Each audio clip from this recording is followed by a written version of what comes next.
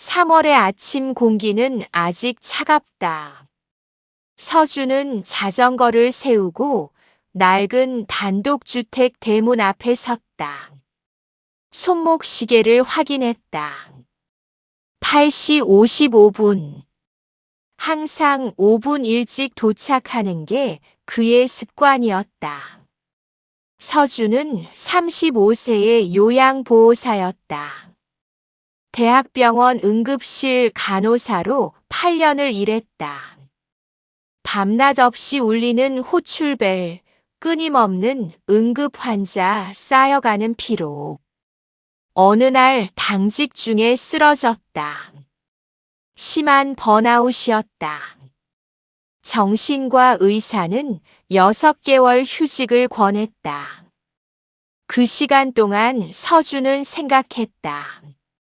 자신이 정말 원하는 게 뭔지.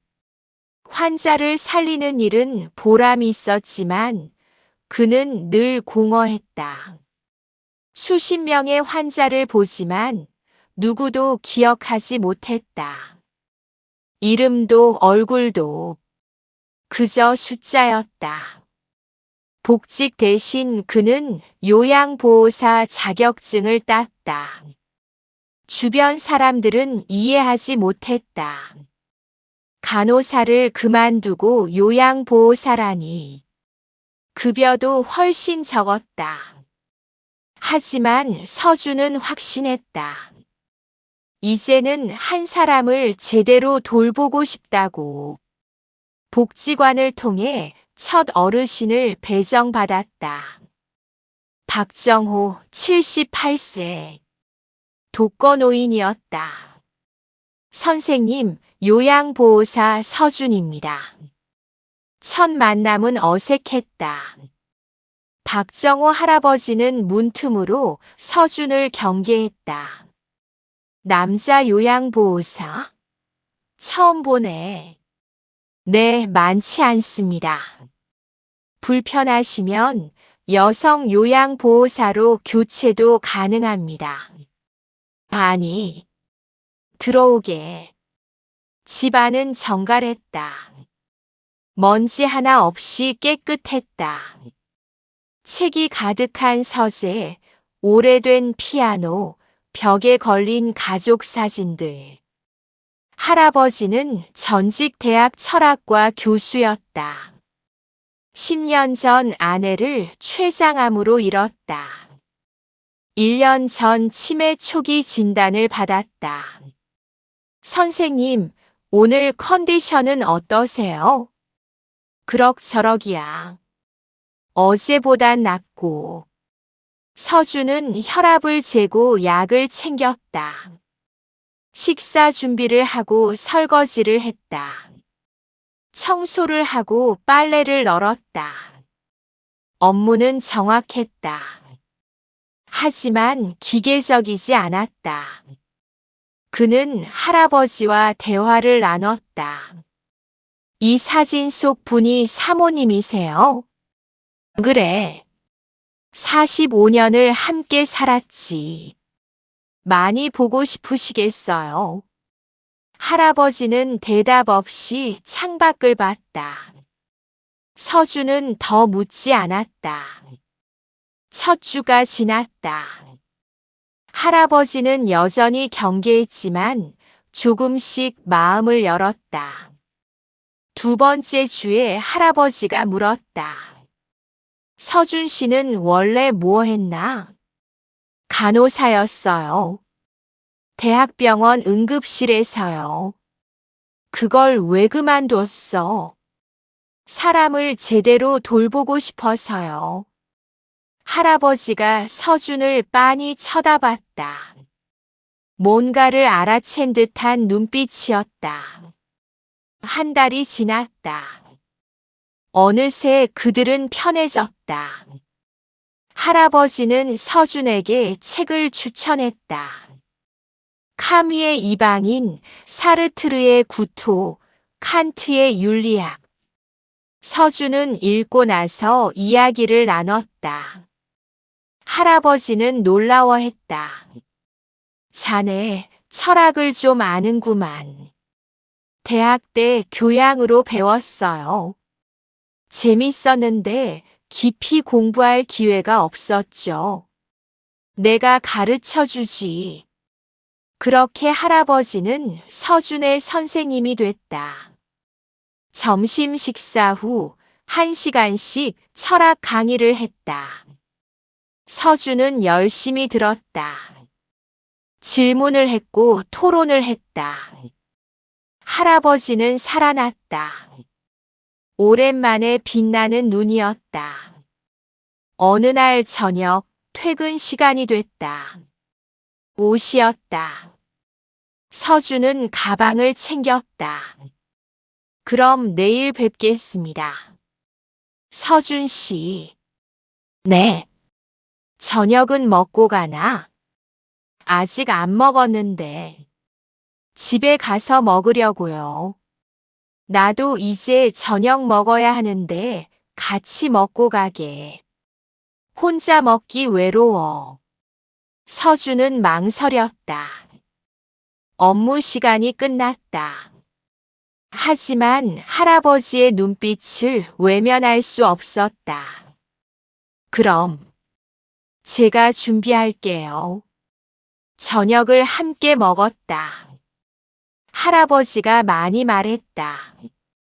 젊은 시절 이야기, 아내와의 추억, 학생들 가르치던 시절.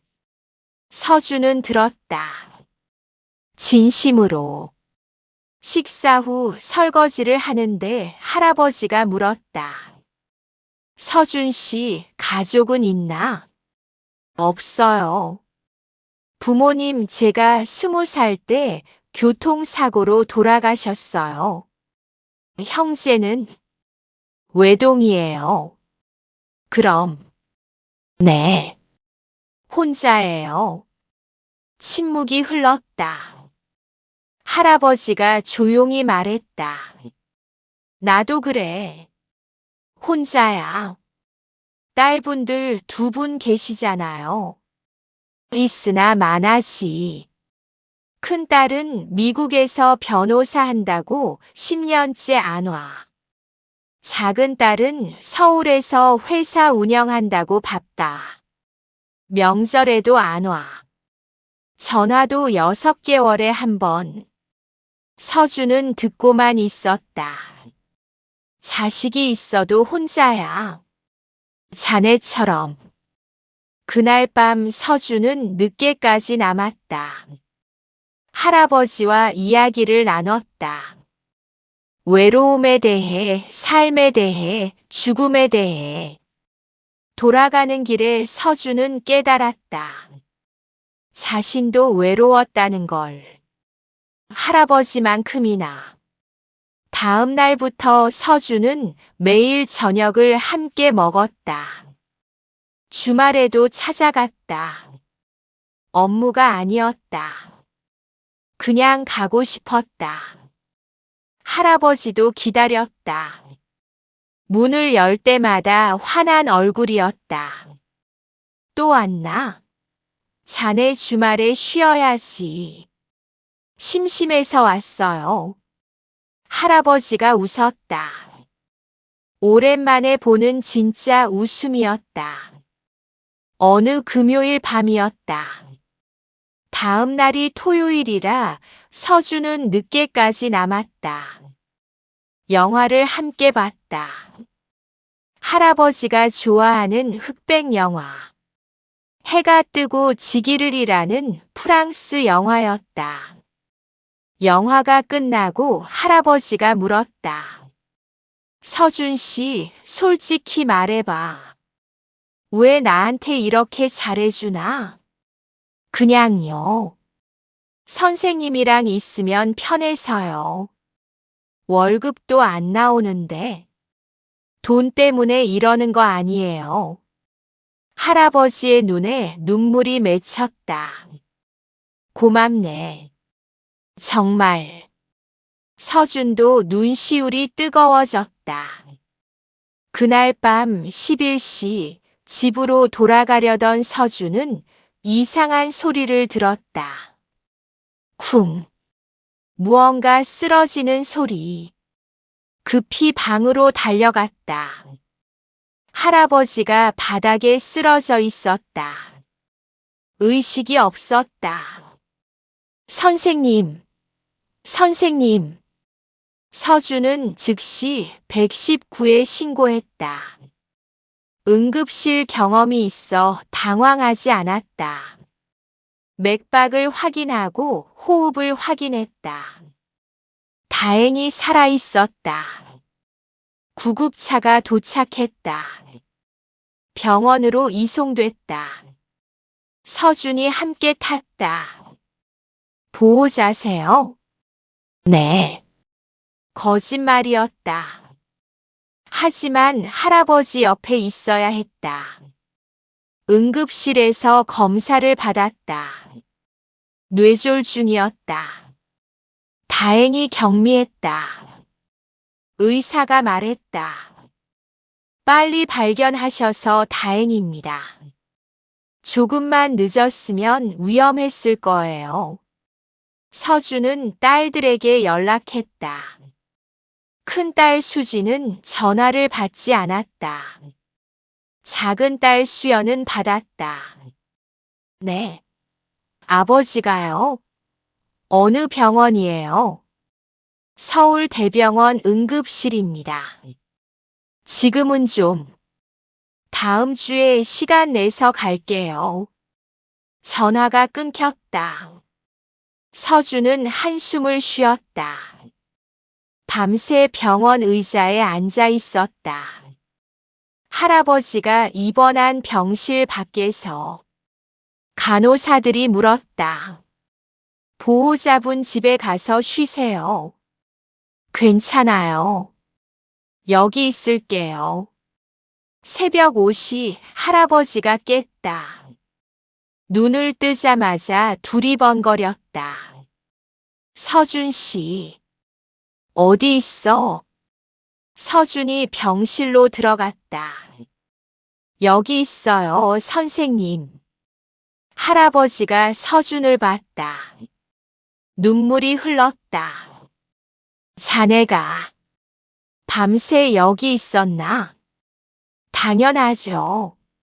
할아버지가 손을 내밀었다. 서준이 잡았다. 따뜻했다. 오랜만에 느끼는 온기였다. 서준도 할아버지도 그날 아침 두 사람은 알았다. 서로가 서로에게 마지막 가족이라는 것을. 퇴원한 지 2주가 지났다. 할아버지는 빠르게 회복했다. 서준은 그동안 할아버지 집 작은 방에서 지냈다. 복지관의 상황을 설명했고 특별히 허락을 받았다. 밤에 또 쓰러질까 걱정됐다.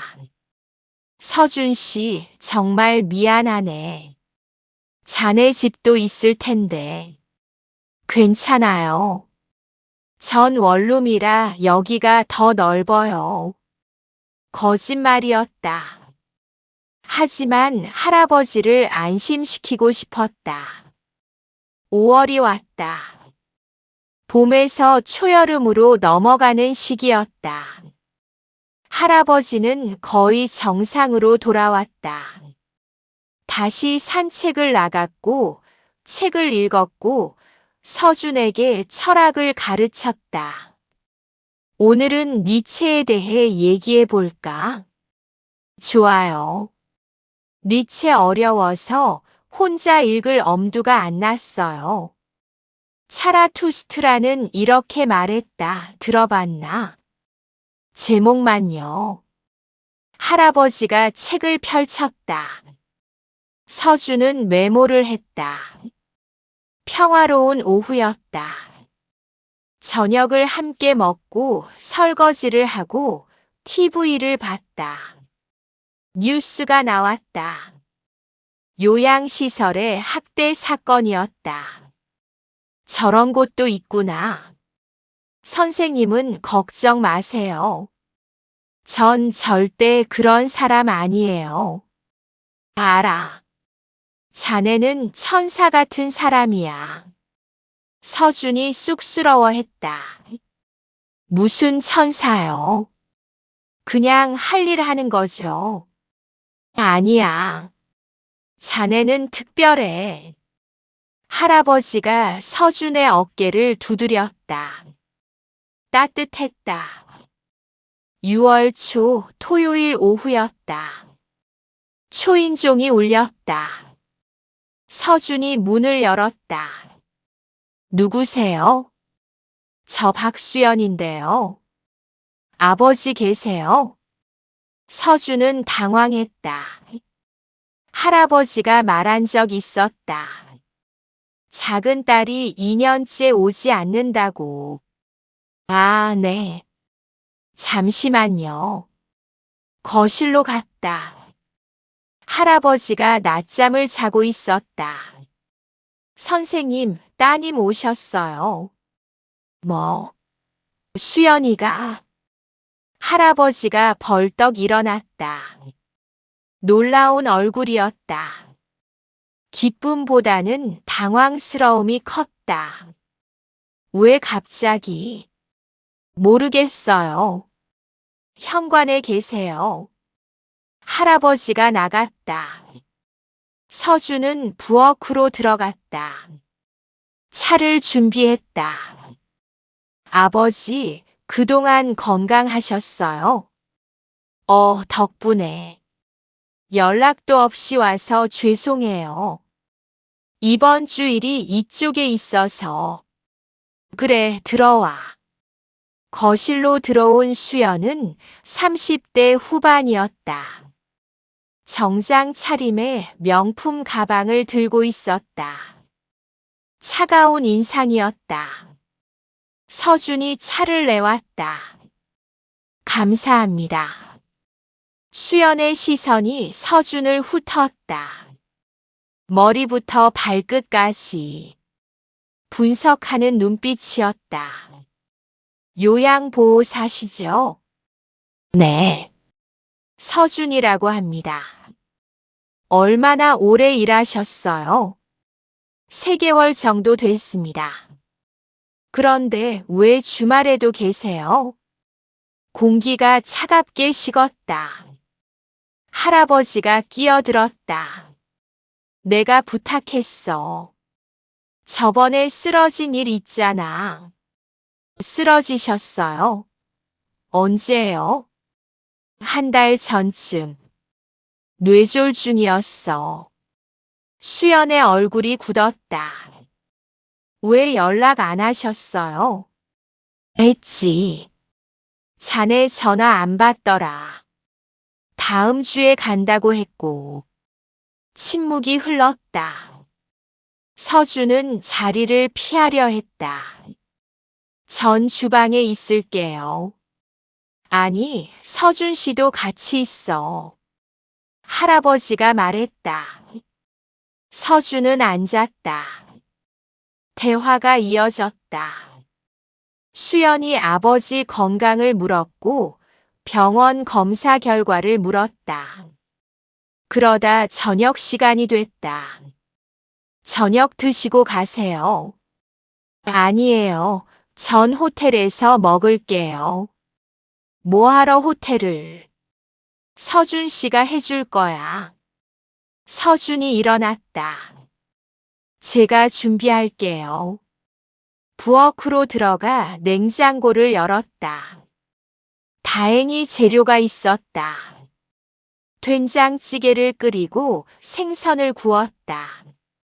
나물을 무쳤다. 30분 후 밥상을 차렸다. 셋이 앉았다. 잘 먹겠습니다. 식사가 시작됐다. 어색했다. 수연이 계속 서준을 관찰했다. 할아버지가 서준에게 반찬을 권했다. 서준 씨, 이거 먹어. 자네가 좋아하잖아. 감사합니다. 자연스러운 모습이었다. 하지만 수연의 눈빛이 날카로워졌다. 아버지, 요양보호사분과 되게 가까우시네요. 그런가? 네. 같이 식사하시고 주말에도 계시고. 서준 씨 아니었으면 난 죽었어. 쓰러졌을 때 발견한 것도 병원 간 것도 서준 씨야. 그래도 좀. 이건 업무 범위를 벗어난 거 아니에요. 공기가 얼어붙었다. 서준이 젓가락을 내려놨다. 제가 자리를 피할까요? 아니야. 계속 먹어. 할아버지가 딸을 쳐다봤다. 단호한 눈빛이었다. 식사 후 수연이 말했다. 아버지, 잠깐 둘이 얘기 좀 해요. 서준 씨도 들어야 할 얘기야. 가족 얘기인데요. 서준 씨도 가족이야. 수연의 얼굴이 굳었다. 서준은 자리에서 일어났다. 전 설거지하고 있을게요. 부엌으로 갔다. 하지만 목소리가 다 들렸다. 아버지, 저 요양보호사 뭐예요? 서준 씨 말하는 거냐? 너무 가까운 거 아니에요? 같이 살고 밥 먹고. 그게 뭐가 문제냐? 혹시 아버지 재산 노리는 거 아닐까요? 그 말에 서준의 손이 멈췄다. 접시를 쥔 손이 떨렸다. 무슨 소리야? 서준 씨는 그런 사람 아니야. 어떻게 아세요? 3개월밖에 안 됐잖아요. 2년 동안 안 온 내가 무슨 권리로 그런 말을 해. 목소리가 높아졌다. 서준은 물을 틀었다. 소리를 지우고 싶었다. 수연이 떠났다. 현관문이 닫혔다. 할아버지가 부엌으로 왔다. 서준 씨, 미안해. 딸애가 무례하게 굴었어. 아니에요. 당연히 걱정하시는 거죠. 아니야. 저건 걱정이 아니야. 질투야. 질투요? 자기가 못한 일을 자네가 하니까. 그게 싫은 거야. 서준은 대답하지 않았다. 설거지를 마쳤다. 그날 밤 잠이 오지 않았다. 수연의 말이 머릿속을 맴돌았다. 재산을 노린다고. 정말 그런 걸까? 자신의 마음을 들여다봤다. 아니었다. 진심으로 할아버지가 좋았다. 가족처럼 느껴졌다. 하지만 증명할 수 없었다. 마음을 어떻게 증명한단 말인가? 다음 날 아침 할아버지가 심각한 얼굴로 말했다. 서준 씨, 제안이 하나 있어. 네, 말씀하세요. 나 정식 후견인이 되어줄 수 있나? 예? 후견인이요? 치매가 진행되면 누군가 필요해. 법적으로 나를 돌볼 사람. 딸들은 믿을 수가 없어. 서준은 당황했다. 그건 너무 큰 책임이에요. 알아. 하지만 자네밖에 없어. 자네만 날 진심으로 대해줬어. 선생님, 생각해봐. 제발. 서준은 머리가 복잡했다. 후견인이 되면 할아버지의 재산도 관리하게 된다. 통장, 집, 모든 것. 그러면 정말 재산을 노린다는 오해를 받을 것이다. 하지만 거절할 수도 없었다. 할아버지의 눈빛이 간절했다. 일주일 후 서준은 받아들였다. 법률 상담을 받았다. 후견인 절차를 알아봤다. 그 소식은 빠르게 딸들에게 전해졌다. 다음 주 토요일 두 딸이 함께 나타났다. 큰딸 수진도 미국에서 날아왔다. 아버지, 정신 차리세요. 수진의 목소리는 차가웠다. 저 남자를 후견인으로 만든다고요? 나를 제일 잘 아는 사람이야. 혈육도 아닌 사람한테요. 우리가 있잖아요. 너희 2년 동안 한 번 안 왔잖아. 딸들이 할 말을 잃었다. 수진이 서준을 똑바로 봤다. 서준 씨, 솔직히 말해보세요. 목적이 뭔가요? 서준의 입이 말랐다. 목적 없습니다. 거짓말. 후견인 되면 아버지 재산 관리하잖아요. 통장도 집도 전부. 전 그런 생각 한 번도. 증명해 보세요. 침묵이 흘렀다. 증명할 수 없었다. 어떻게 증명한단 말인가? 수연이 말했다. 변호사 통해 알아봤어요. 후견인 권한이 얼마나 큰지. 재산을 마음대로 할 수 있더라고요. 전 절대 그러지 않을 거예요. 말이죠. 그날 두 딸은 복지관에 민원을 넣었다. 서준의 직업윤리 위반이라고.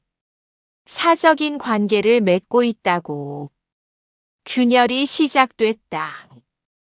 월요일 아침 서준의 휴대폰이 울렸다. 복지관이었다.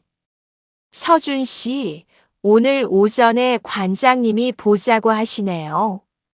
무슨 일인가요? 모르겠어요. 그냥 오시래요. 불안했다. 예감이 좋지 않았다. 할아버지에게 말했다. 선생님, 오전에 복지관 다녀와야 할 것 같아요. 무슨 일이야? 잘 모르겠어요. 관장님이 부르셨대요. 할아버지의 얼굴이 굳었다. 뭔가 알고 있는 듯 했다. 복지관에 도착했다. 관장실로 들어갔다. 김 관장은 50대 여성이었다. 평소 인자했지만 오늘은 표정이 무거웠다. 앉으세요. 서준이 앉았다. 손에 땀이 났다. 서준 씨, 민원이 들어왔어요. 민원이요? 박정호 어르신 가족분들한테요. 담당 요양보호사가 부적절한 관계를 맺고 있다고. 가슴이 철렁했다. 부적절한 관계라뇨? 업무 시간이 아닌데도 어르신 집에 있고 같이 식사하고 심지어 집에서 잔다고 하더라고요. 그건 선생님이 쓰러지셔서. 알아요. 사정은 이해해요. 하지만 다른 사람들 눈에는 이상해 보일 수 있어요. 김 관장이 서류를 꺼냈다. 게다가 후견인이 되려고 한다면서요. 선생님이 원하신 거예요. 서준 씨, 그게 문제예요. 요양보호사가 담당 어르신의 후견인이 되는 건 윤리적으로 문제가 될 수 있어요. 왜요? 제가 선생님을 제일 잘 아는데요. 재산 관리 권한이 생기잖아요. 그러면 이해관계가 생기는 거죠. 서준은 할 말을 잃었다. 서준 씨, 미안하지만 한동안 다른 곳으로 배치할게요. 박 어르신한테는 다른 요양보호사를 보낼 거예요. 안 돼요. 소리가 나왔다. 자. 중환자실 밖 의자에 앉아 있었다.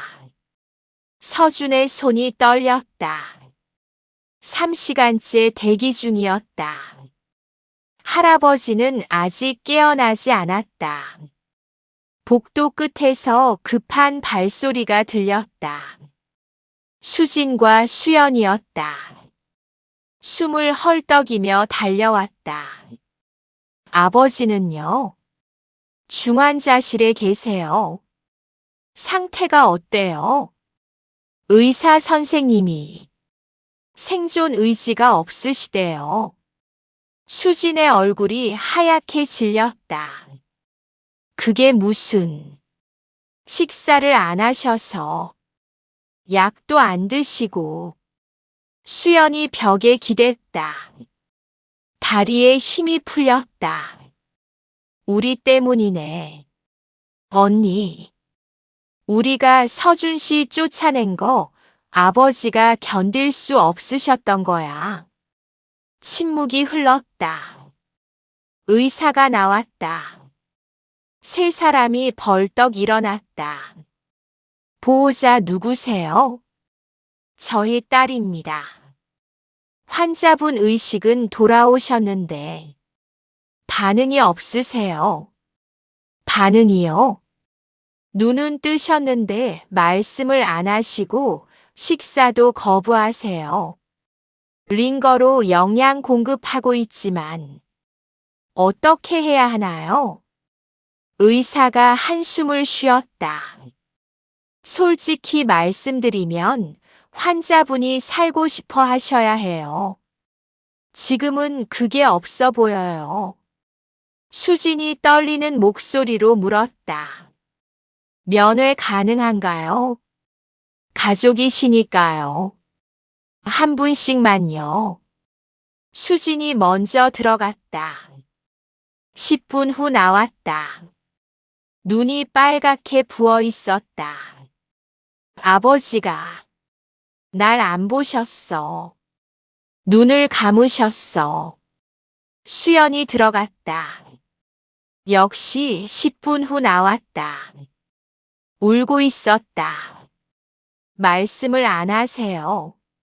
천장만 보고 계셔. 두 딸은 복도에 주저앉았다.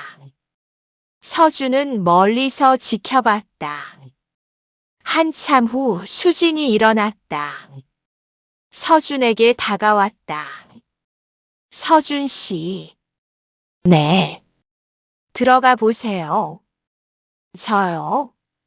가족이 아닌데. 상관없어요.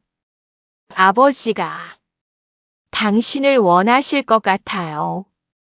서준은 망설였다. 수연도 다가왔다. 부탁이에요. 가보세요. 서준이 중환자실 문을 열었다. 조용했다. 기계 소리만 들렸다.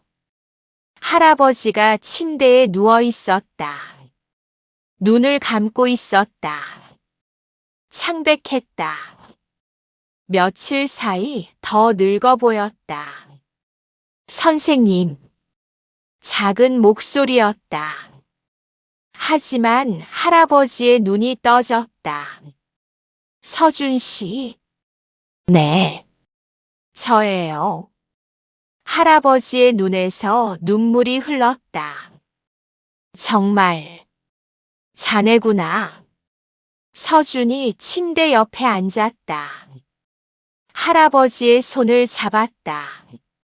뼈만 남은 손이었다. 왜 이러세요? 식사도 안 하시고. 자네가 없으니까. 제가 여기 있잖아요. 진짜 온 거야? 네. 선생님 보러 왔어요. 할아버지가 울었다. 소리내어. 서준도 울었다. 미안해. 자네를 힘들게 해서. 아니에요. 제가 미안해요. 선생님을 이렇게 만들어서. 아니야. 내가 욕심을 부렸어. 할아버지의 손에 힘이 들어갔다. 이제 괜찮을 거야. 자네가 있으니까. 네. 전 여기 있을 거예요. 정말. 네. 약속해요.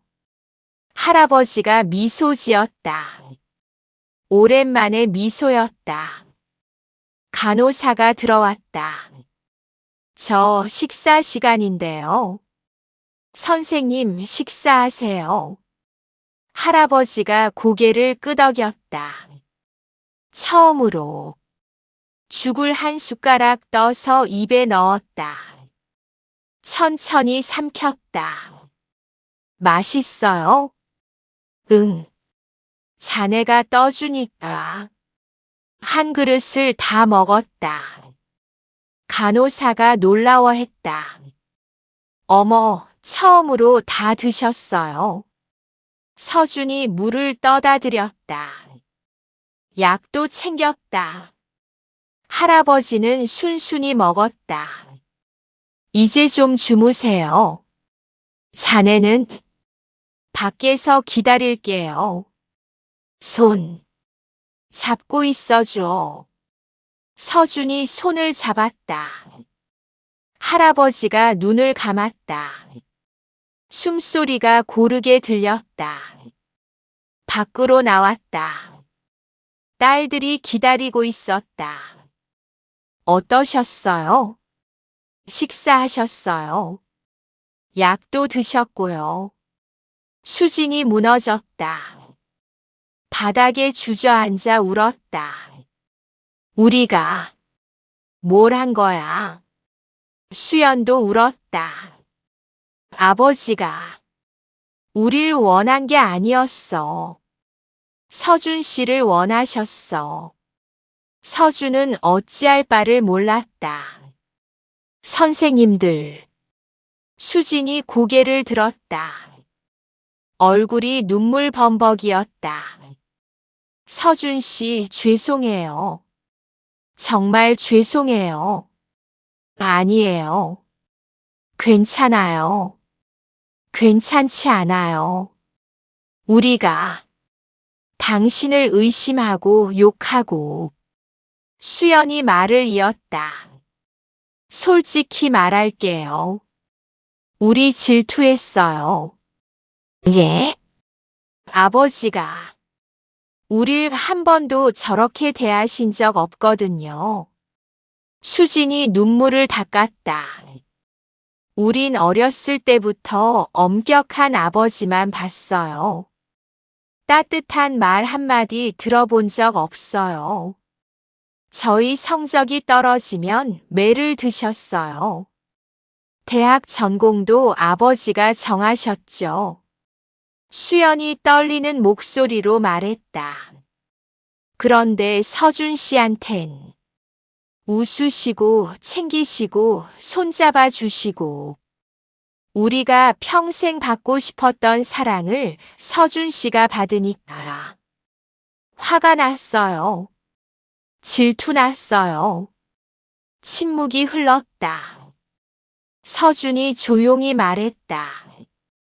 선생님은 후회하고 계세요. 예? 그때 선생님들한테 그렇게 하신 거 지금 후회하세요. 수진이 고개를 들었다. 어떻게 알아요? 밤에 가끔 혼잣말 하세요. 딸들한테 미안하다고. 좋은 아버지 못 됐다고. 두 딸이 울음을 터뜨렸다. 우리가 몰랐어요. 아버지도 힘드셨던 거. 한참을 울었다. 서준은 옆에서 기다렸다. 수진이 눈물을 닦고 일어났다. 서준 씨, 부탁이 있어요. 말씀하세요. 아버지 곁에 있어 주세요. 우리 대신. 선생님들. 수연이 말했다. 우린 좋은 딸이 못 됐어요. 아버지한테 필요한 건 우리가 아니라 당신이에요. 그렇지 않아요. 아니에요. 우리도 이제 알았어요. 수진이 서준의 손을 잡았다.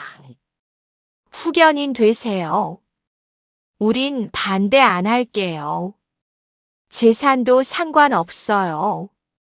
아버지 행복하시면 돼요. 서준의 눈에 눈물이 고였다. 감사합니다.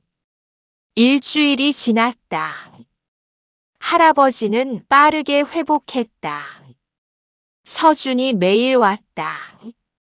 식사를 챙기고 책을 읽어주었다. 할아버지는 날마다 좋아졌다. 딸들도 매일 왔다. 예전과 달랐다. 아버지와 이야기를 나눴다. 과거에 대해, 미안함에 대해. 어느 날 저녁 4시 함께 병실에 있었다. 아버지 죄송해요. 그동안 못된 딸이었어요. 할아버지가 고개를 저었다. 아니다. 내가 못된 아버지였지. 아버지. 늦었지만 이제라도 가까워질 수 있을까? 수진이 아버지 손을 잡았다. 네. 우리 다시 시작해요. 수연도 손을 잡았다. 이번엔 잘할게요. 할아버지가 웃었다. 서준도 웃었다. 퇴원하는 날 딸들이 서준을 따로 불렀다. 서준 씨, 정말 고마워요. 아니에요. 당신이 우리 가족을 다시 연결해 줬어요. 수진이 진심으로 말했다. 아버지가 당신을 사랑하는 걸 보면서 우리도 반성했어요. 얼마나 멀어져 있었는지. 이제라도 가까워질 수 있게 됐어요. 당신 덕분에. 서준이 고개를 숙였다. 선생님을 만난 건 제 행운이에요. 우리도 당신을 만난 게 행운이에요. 4시 함께 병원을 나왔다. 봄 햇살이 따뜻했다. 새로운 시작이었다.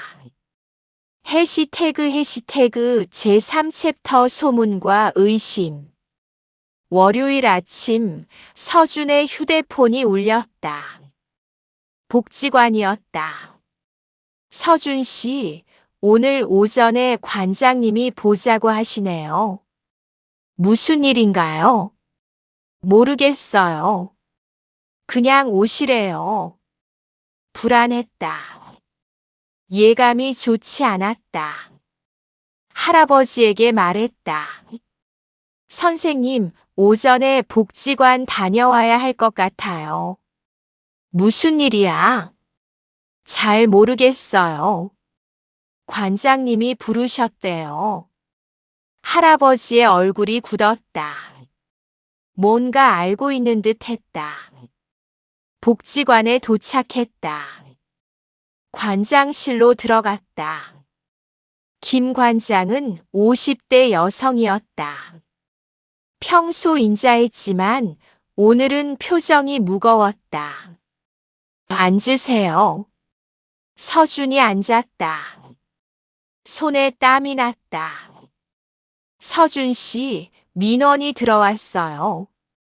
민원이요? 박정호 어르신 가족분들한테요.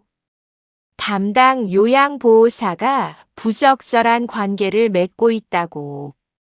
가슴이 철렁했다. 부적절한 관계라니요? 업무 시간이 아닌데도 어르신 집에 있고 같이 식사하고 심지어 집에서 잔다고 하더라고요. 그건 선생님이 쓰러지셔서. 알아요. 사정은 이해해요. 하지만 다른 사람들 눈에는 이상해 보일 수 있어요. 김 관장이 서류를 꺼냈다. 게다가 후견인이 되려고 한다면서요. 선생님이 원하신 거예요. 서준 씨, 그게 문제예요. 요양보호사가 담당 어르신의 후견인이 되는 건 윤리적으로 문제가 될 수 있어요. 왜요? 제가 선생님을 제일 잘 아는데요. 재산 관리 권한이 생기잖아요. 그러면 이해관계가 생기는 거죠. 서준은 할 말을 잃었다. 서준 씨, 미안하지만 한동안 다른 곳으로 배치할게요. 박 어르신한테는 다른 요양보호사를 보낼 거예요. 안 돼요. 소리가 나왔다. 자신도 놀랐다. 선생님은 저 아니면 안 돼요. 다른 사람 싫어하세요. 그래도 규정이 있어요.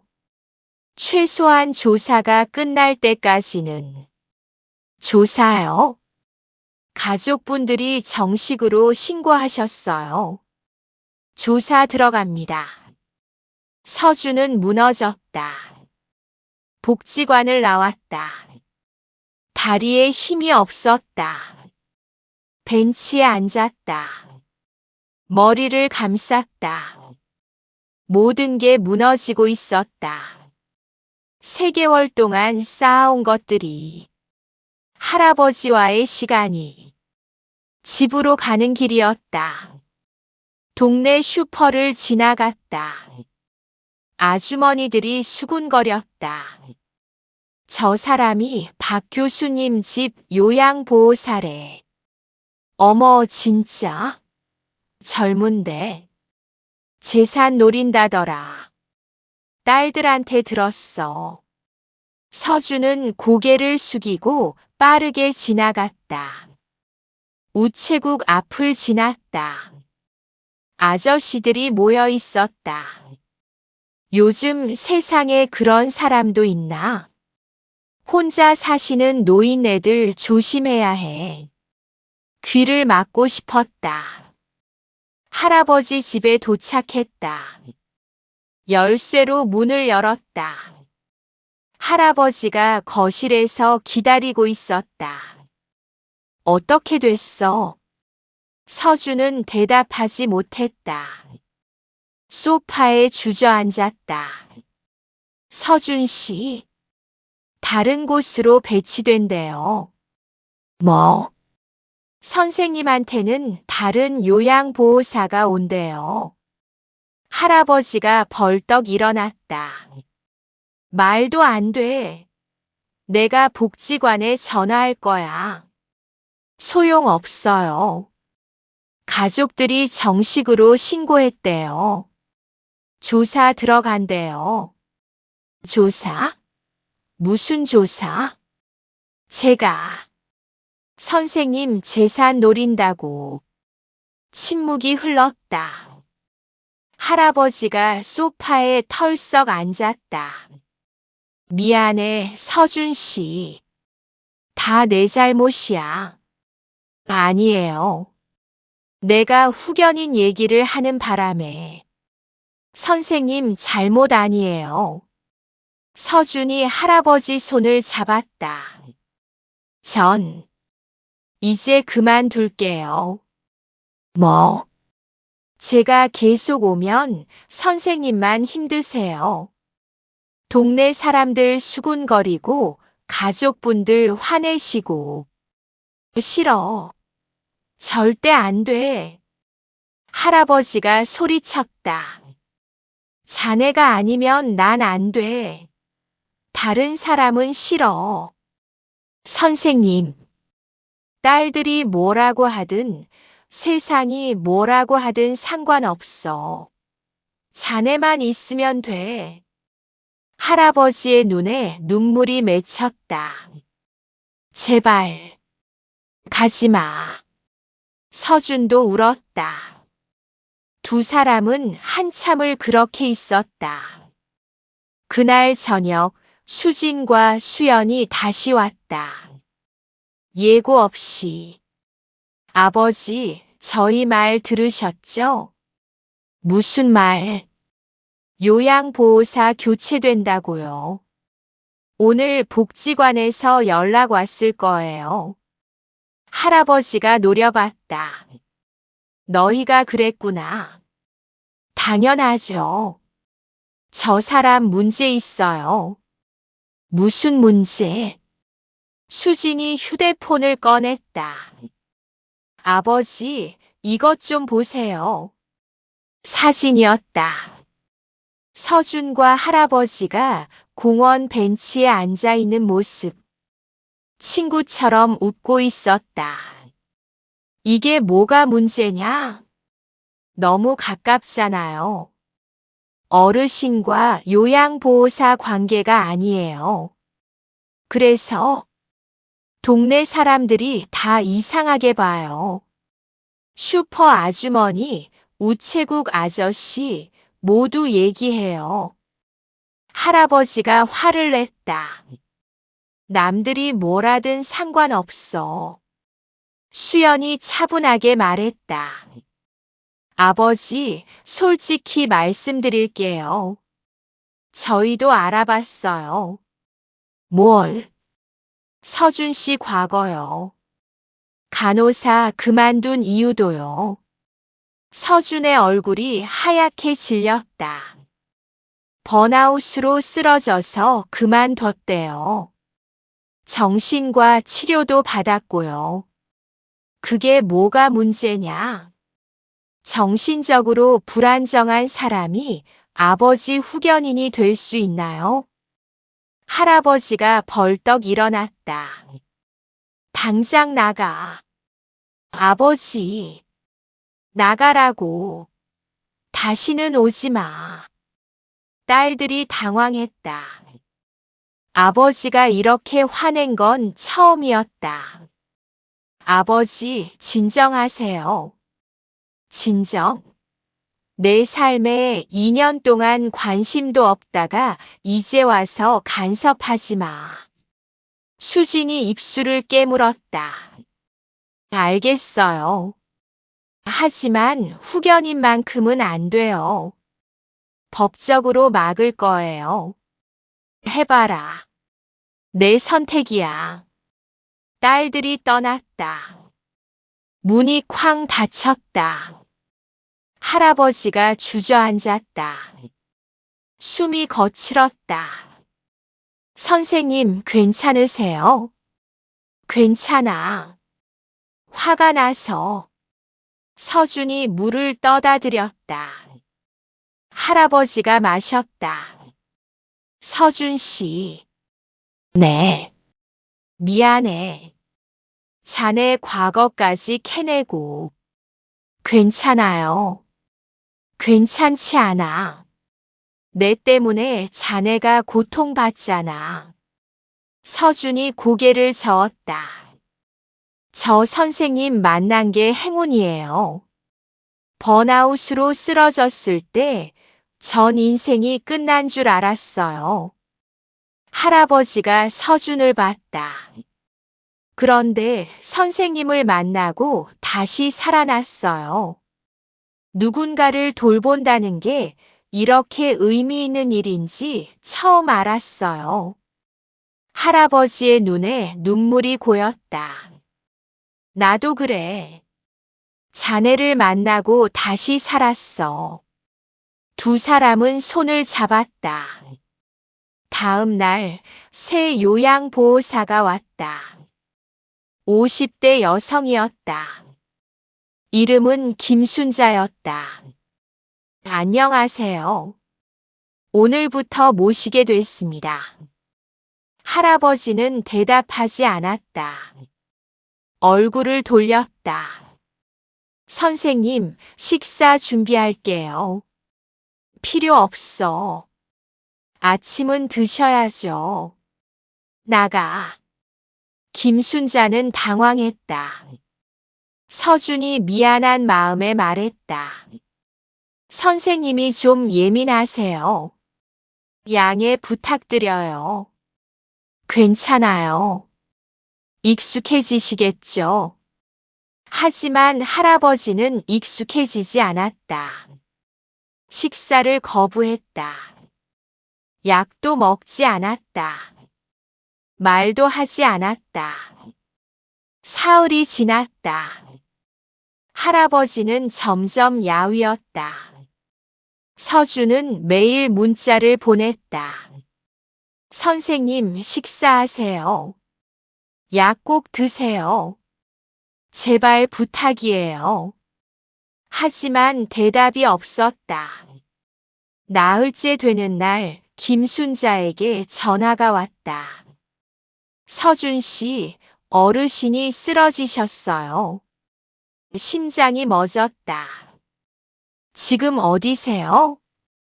구급차 불렀어요. 서울 대병원으로 가요. 서준은 즉시 달려갔다. 병원 응급실.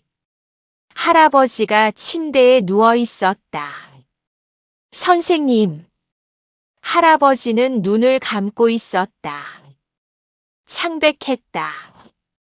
의사가 나왔다. 보호자세요? 네. 탈수와 영양실조예요. 며칠 동안 식사를 안 하신 것 같은데요. 그게 생존 의지가 없으신 것 같아요. 이대로 가면 위험합니다. 서준은 무너졌다. 모든 게 자기 때문이었다. 7월이었다. 복지관에서 연락이 왔다. 김 관장이었다.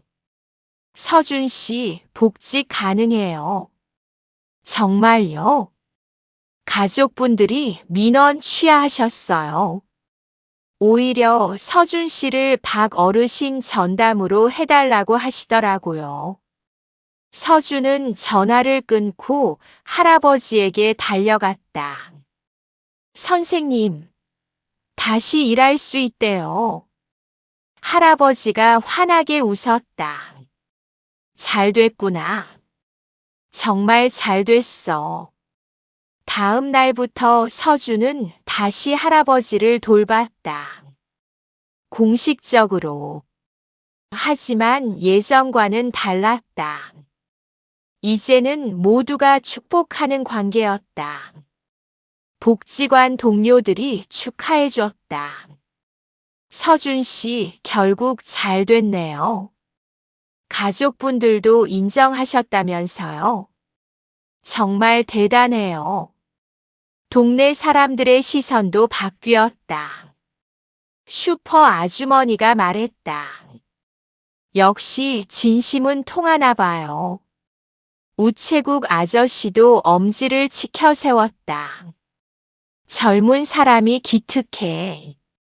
요즘 보기 드문 청년이야. 소문은 빠르게 바뀌었다. 재산을 노린다던 말들은 사라졌다. 대신 효자 같은 요양보호사라는 칭찬이 돌았다. 법적 후견인 절차도 진행했다. 이번엔 딸들이 직접 도와줬다. 수진이 미국에서 서류를 보냈다. 수연이 한국에서 법무사를 알아봤다. 서준 씨, 이 서류에 사인하시면 돼요. 감사합니다. 우리가 감사하죠. 8월 말 후견인 등록이 완료됐다. 할아버지가 말했다. 이제 자네가 내 공식 보호자야. 무겁게 느껴지네요. 잘할 거야. 자네니까. 서준은 책임감을 느꼈다. 동시에 뿌듯했다. 딸들은 매주 전화했다. 수지는 미국에서, 수연은 서울에서 한 달에 한 번씩 방문했다. 예전보다 훨씬 자주였다. 아버지, 건강은 어때요? 응, 서준 씨가 잘 챙겨줘. 다행이에요. 다음 달에 또 올게요. 그래, 기다릴게. 관계가 회복됐다. 완전히는 아니었지만 조금씩 가까워졌다. 9월 가을이 왔다. 할아버지와 함께 단풍 구경을 갔다. 근처 산책로였다. 수진과 수연도 함께였다. 가족 나들이였다. 아버지, 여기 앉으세요. 벤치에 앉았다. 단풍이 아름다웠다. 사진 찍을까요? 좋지. 서준이 휴대폰을 꺼냈다. 넷이 모였다. 할아버지를 가운데 두고 하나, 둘, 셋. 찰칵. 사진이 찍혔다. 모두 웃고 있었다. 좋은 사진이에요. 할아버지가 사진을 봤다. 정말 좋구나. 가족 사진이네. 그 말에 모두 조용해졌다. 가족. 이상한 조합이었다. 할아버지, 두 딸, 그리고 요양보호사. 하지만 이것이 그들의 가족이었다. 저녁에 함께 식사를 했다. 수연이 요리를 배워서 음식을 가져왔다. 제가 만든 건데 맛있을지 모르겠어요. 맛있어. 잘 만들었네. 정말요? 다행이다. 수진이 설거지를 도왔다. 서준 씨, 전 씻을게요. 아니에요. 제가 할게요. 같이 해요. 빨리 끝나잖아요. 함께 설거지를 했다. 예전엔 상상도 못할 일이었다. 서준 씨. 네. 정말 고마워요. 우리 아버지 잘 부탁해요. 제가 더 감사하죠. 수진이 미소 지었다.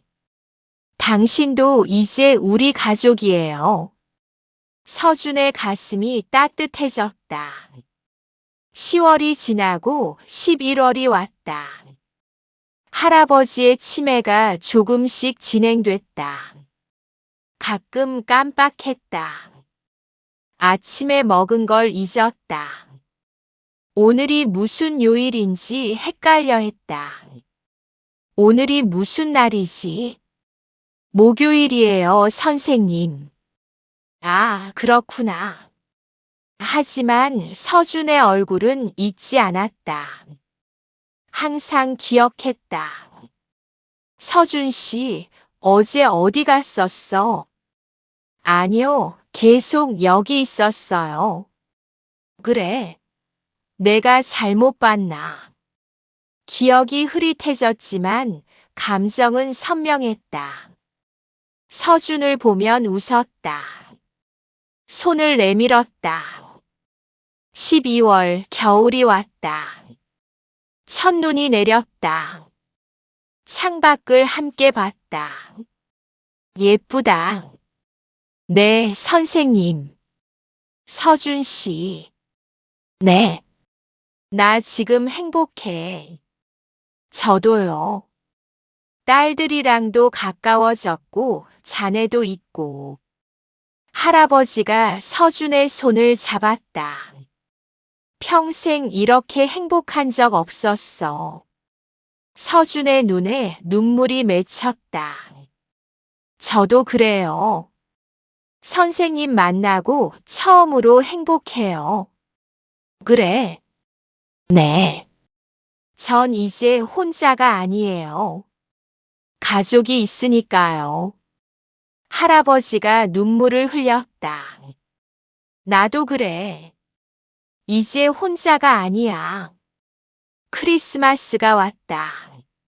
딸들이 모두 왔다. 수지는 일주일 휴가를 냈다. 수연은 회사를 비웠다. 거실에 작은 트리를 꾸몄다. 서준이 케이크를 사왔다. 수연이 치킨을 주문했다. 메리 크리스마스. 넷이 함께 축배를 들었다. 할아버지는 사이다를, 나머지는 와인을. 올해 제일 행복한 크리스마스야. 할아버지가 말했다. 저희도요, 아버지. 식사 후 선물을 교환했다. 수지는 할아버지께 목도리를 드렸다.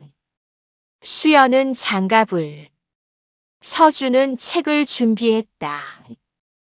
할아버지가 읽고 싶어 하시던 새 철학책이었다. 고맙다. 다들. 할아버지가 세 사람을 봤다. 내 인생 최고의 선물은 너희들이야. 모두 울었다. 행복해서 우는 눈물이었다. 밤이 깊었다. 딸들은 호텔로 갔다.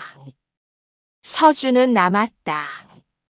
할아버지와 창가에 앉아 눈을 봤다. 서준 씨. 네. 솔직히 말할게. 들어요. 할아버지가 잠시 망설였다. 처음엔 자네가 아들처럼 느껴졌어. 서준이 조용히 들었다. 아들을 잃고 너무 외로웠거든. 자네가 그 빈자리를 채워준다고 생각했어. 하지만 이제 알겠어. 자네는 내 아들이 아니야.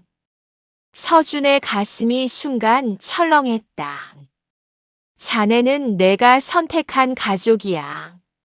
할아버지가 서준을 봤다. 피로 이어진 게 아니라 마음으로 이어진. 그게 더 특별한 거야. 서준의 눈에서 눈물이 흘렀다.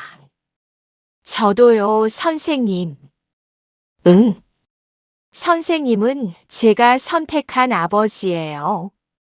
처음으로 제가 직접 선택한.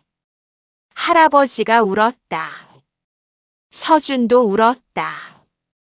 고맙다, 서준아. 처음으로 반말이었다. 서준은 더 울었다. 저도 고맙습니다, 아버지. 두 사람은 한참을 그렇게 있었다. 창밖엔 눈이 내렸다. 하얗게 세상을 덮었다. 새해가 왔다. 1월이었다. 할아버지는 여전히 건강했다. 치매는 천천히 진행됐지만 행복했다. 어느 오후 할아버지가 물었다. 서준아, 후회 안 하니? 뭘요? 나 같은 늙은이 돌보느라 인생 낭비하는 것 같지 않아? 서준이 할아버지 손을 잡았다. 아니에요. 아버지를 만난 게 제 인생 최고의 선택이에요. 정말? 네. 전 이제 혼자가 아니니까요. 가족이 있으니까요. 나도 그래. 할아버지가 창밖을 봤다. 봄이 오고 있었다. 겨울 끝에 봄이. 앞으로도 잘 부탁한다. 네, 아버지. 저도 잘 부탁드려요. 두 사람은 웃었다. 세상은 여전히 그들을 이해하지 못할 수도 있다. 혈연도 아닌 사이가 이렇게 가족이 될 수 있다는 걸. 하지만 그들은 알고 있었다. 가족은 태어나는 것이 아니라 선택하는 것이라고. 사랑은 피가 아니라 마음으로 흐른다고. 그리고 외로움의 끝에는 언제나 온기가 있다고. 서준은 할아버지 어깨에 담요를 덮어주었다. 따뜻하세요? 응, 덕분에. 창밖 나무에 새싹이 돋았다. 봄이었다. 그들의 봄도 계속될 것이다.